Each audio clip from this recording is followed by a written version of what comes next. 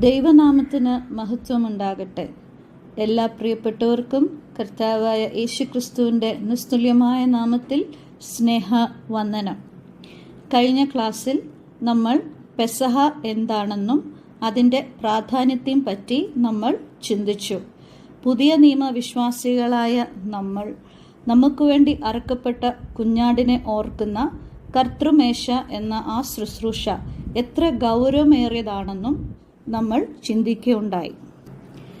നമുക്ക് 2 ദിനവൃത്താന്തം 35:18 വാക്യം ഒന്ന് വായിക്കാം. ശമൂവേൽ പ്രവാചകന്റെ കാലം മുതൽ ഇസ്രായേലിൽ ഇതുപോലെ ഒരു പെസഹ ആചരിച്ചിട്ടില്ല. യോശിയാവും പുരോഹിതന്മാരും ലേവ്യരും അവിടെ ഉണ്ടായിരുന്ന എല്ലാ യഹൂദരും ഇസ്രായേലരും യെരൂശലേം നിവാസികളും ആചരിച്ച ഈ പെസഹ പോലെ ഇസ്രായേൽ രാജാക്കന്മാരാരും ആചരിച്ചിട്ടില്ല. നമ്മൾ ഇവിടെ കാണുന്നത് യോശിയ രാജാവിൻ്റെ കാലത്ത് ആചരിച്ച പെസഹ പോലെ അതിൻ്റെ മുൻപും പിൻപും ഉണ്ടായിട്ടില്ല എന്നാണ്. ഈ പെസഹ ആചരണത്തിൻ്റെ ചില പ്രത്യേകതകൾ നമുക്കൊന്നിച്ച് ചിന്തിക്കാം എന്നാണ് ഞാൻ ഇന്ന് ആഗ്രഹിക്കുന്നത്. യോശിയ രാജാവിൻ്റെ കാലത്ത് ആചരിച്ച പെസഹയെ പറ്റി 2 ദിനവൃത്താന്തം 35 കുറച്ച് ഡീറ്റെയിൽ ആയിട്ട് കൊടുത്തിരിക്കുന്നത്. ആദ്യമായിട്ട് ഈ പെസഹയെ പറ്റി നമ്മൾ കാണുന്നത് it was great in respect of its conformity to the law. ന്യായപ്രമാണ പുസ്തകത്തിൽ എങ്ങനെ പറയുന്നുവോ അതുപോലെ തന്നെ ഈ പെസഹ ആചരിക്കപ്പെട്ടു എന്ന് നമുക്ക് കാണുവാൻ കഴിയും. ഇവിടെ പെസഹ ആചരിക്കപ്പെട്ട ദിവസം നമ്മൾ നോക്കിയാൽ 2 ദിനവൃത്താന്തം 35 വാക്യത്തിൽ 1 മാസം 14 തീയതി ആണ് അവർ പെസഹ ആചരിച്ചത്. പുറപ്പാട് പുസ്തകം 12 1 വാക്യത്തിലും ദൈവം കൊടുക്കുന്ന കൽപ്പന അങ്ങനെ തന്നെയാണ്. അടുത്തതായിട്ട് നമ്മൾ നോക്കിയാൽ യൂണിറ്റി ഓഫ് ദ പ്ലേസ്, സ്ഥലത്തെ ഐക്യത. 35:1 അനന്തരം യോശിയാവ് യെരൂശലേമിൽ യഹോവയ്ക്ക് ഒരു പെസഹ ആചരിച്ചു. അവരെല്ലാവരും പെസഹ ആചരിക്കുവാൻ വേണ്ടി യെരൂശലേമിൽ ഒത്തുകൂടി. അടുത്തതായിട്ട് it was great in terms of its preparation. ഈ പെസഹ ആചരിക്കുന്ന കാര്യത്തിൽ അവർ തയ്യാറെടുത്ത വിധം നോക്കിയാൽ അത് വളരെ മികച്ചതായിരുന്നു. ഈ പെസഹ ആചരിക്കുവാൻ വളരെ അധ്വാനം ഇതിൻ്റെ പുറകിൽ ഉണ്ടായിരുന്നു.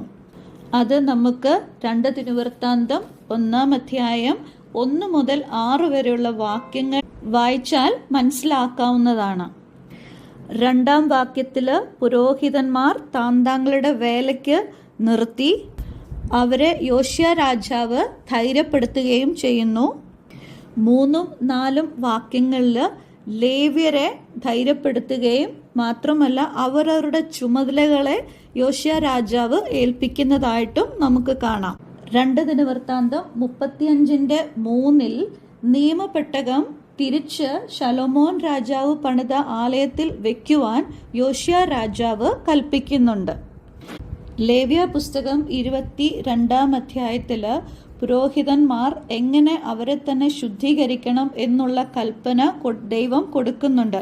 അതുപോലെ തന്നെ ചെയ്യുവാൻ യോശിയ രാജാവ് ഇവിടെ പുരോഹിതന്മാരോട് കൽപ്പിക്കുന്നുണ്ട്. ജനത്തിൻ്റെ ശുദ്ധീകരണത്തിനും യോശിയ രാജാവ് വളരെ പ്രാധാന്യം കൊടുത്തു.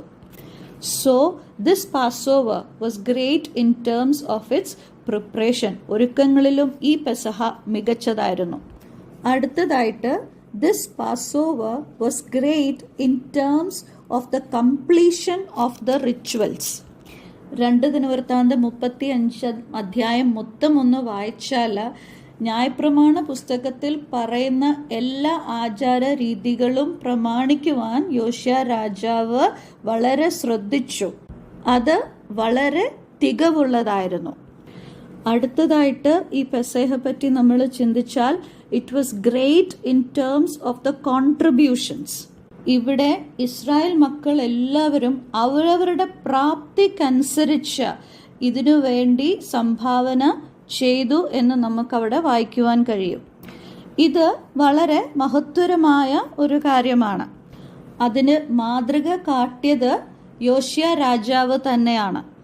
അത് നമുക്ക് 7-ാം വാക്യത്തിൽ വായിക്കാവുന്നതാണ്. 30,000 കുഞ്ഞാടിനെയും വെള്ളാട്ടിൻ കുട്ടിയെയും 3,000 കാളയെയും ജനത്തിന് കൊടുത്തു എന്ന് നമുക്ക് അവിടെ വായിക്കാം.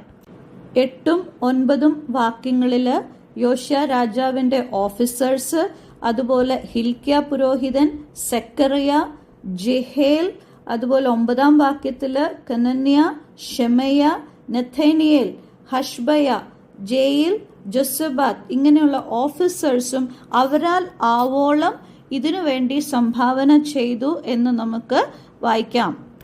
പ്രിയമുള്ളവരെ, ഇത് നമ്മൾക്ക് ഒരു മാതൃകയാണ്.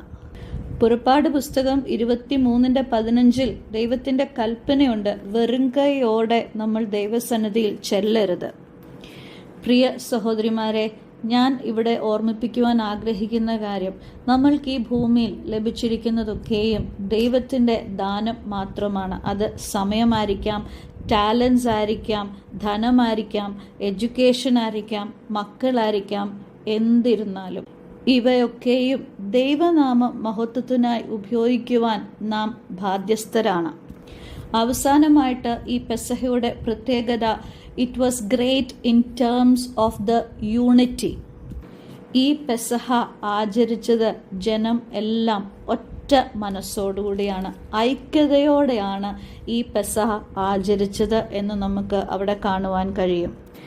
പ്രിയമുള്ളവരെ, നാം ദൈവസന്നിധിയിൽ വരുമ്പോൾ ഒരു മനസ്സോടെ ഐക്യതയോടെ വേണം നാം ദൈവസന്നിധിയിൽ വരുവാൻ. അതാണ് ദൈവത്തിന് പ്രസാദം. ഇന്ന് നമ്മൾ ചിന്തിച്ചത് യോശിയ രാജാവിൻ്റെ കാലത്ത് ആചരിച്ച പെസഹയുടെ പ്രത്യേകതകളെ പറ്റിയാണ്. ഈ പെസഹ ആചരണത്തിൻ്റെ ഒരുക്കങ്ങളിൽ, അതിൻ്റെ ആചരണത്തിൽ, അതിനുവേണ്ടി സംഭാവന ചെയ്തതിൽ, ജനങ്ങളുടെ ഐക്യതയിൽ ഈ പെസഹ പ്രത്യേകത ഉള്ളതായിരുന്നു. ഈ കാര്യങ്ങൾ നമ്മുടെ ജീവിതത്തിലും അന്വർത്ഥമാക്കുവാൻ ദൈവം സഹായിക്കട്ടെ. ദൈവനാമം മഹത്വപ്പെടുമാറാകട്ടെ.